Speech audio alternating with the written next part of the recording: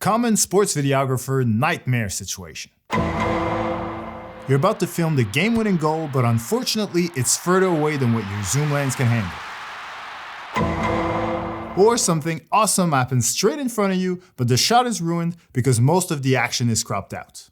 Let's go! If either or both of these situations have happened to you in the past, you're probably already thinking about buying a new lens, especially this week because this Friday is Black Friday, and if you're like me, you're already getting bombarded with great video equipment deals. But even with a good deal, a camera lens is still a lot of money. So I'm here today to help you pick the right one with a little bit of help from your phone. Alright, so here are the main features that you should pay attention to when buying a new lens for sports. If you film mostly indoor sports like basketball for example, a lot of gyms won't have the best lighting equipment. So you'll need to make up for that by using a lens with a wide aperture to let in as much light as possible into your camera. So when you're choosing a lens, the aperture is represented by the f-stop value. And what you want is a low f-stop. The lower that number is, the more light will be going in, which means that you'll be able to film bright and clean images like these.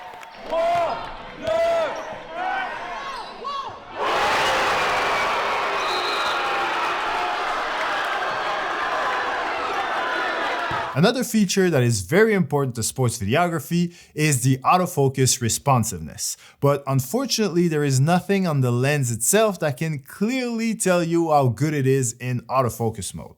So the first thing you need to know is that typically, especially with budget lenses, the greater the zoom range is, the worse the autofocus gets. Like if you use an 18 to 200mm lens, for example, or a 50 to 250 or a 16 to 300, those lenses tend to be quite slow when focusing automatically, and they even struggle to focus at all sometimes. Also, more often than not, the autofocus tends to be way more responsive and reliable when using a lens that is native to your camera. So that means using a Sony lens on a Sony camera or a Canon lens on a Canon camera. But in all honesty, in the last few years, companies like Sigma and Tamron have really stepped up their game, and it's become almost impossible to notice a real difference in autofocus between their most recent lenses and the native ones. So I do encourage you to go in that direction and save some money in the process.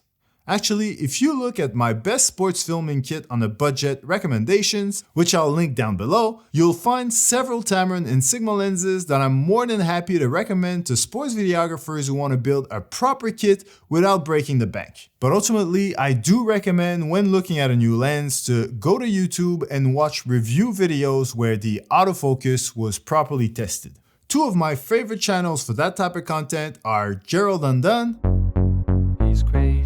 and Mark Bennett's Camera Crisis. This is a great time. I'm very happy about this. Now, the main thing that you want to get right with a new lens for sports, which is probably the reason why you started looking at new lenses to begin with, is the zoom range. Like I said at the start, we've all been in a situation where our lens is not quite wide enough to capture the action up close properly, or not tight enough to capture the action far away. So before buying a new lens, you want to make sure that the zoom range that you're interested in is actually going to solve that issue. But this is very difficult to know without testing it on site. For example, is going from a 180mm maximum zoom to a 200mm maximum zoom actually going to make any difference? Or even going from 200mm to 300mm? What does that actually look like in real life?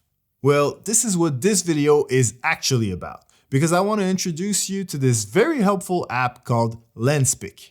With this app, you can simulate a preview of exactly what your image will look like at various focal lengths by first selecting the right type of sensor and aspect ratio, and then using the wheel on the right to see the focal length of your choice. So for example, with my Sony FX3 full-frame camera, this is what it should look like at 50mm, at 100mm, at 200mm, and at 400mm. Except for the terrible noise obviously, because the zooming is done digitally inside the phone and not with an actual lens like on my camera.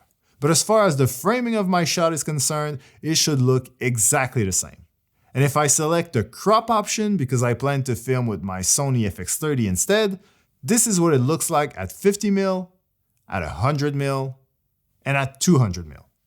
The LensPick app is the perfect way to know exactly what your shots would look like at any particular focal length. So it's the ideal way to figure out if the zoom range you had in mind for your next lens actually makes sense for your situation. It does cost $199, but trust me, it will save you a lot of money and a lot of disappointment when the time comes to buy your next lens. Otherwise, as I said, the Black Friday deals are in full swing at the moment, so if you want a great starting place to find the right lens for your needs, I have recommendations for both beginners on a budget and professionals. So check out the links in the description, and I will see you in the next video.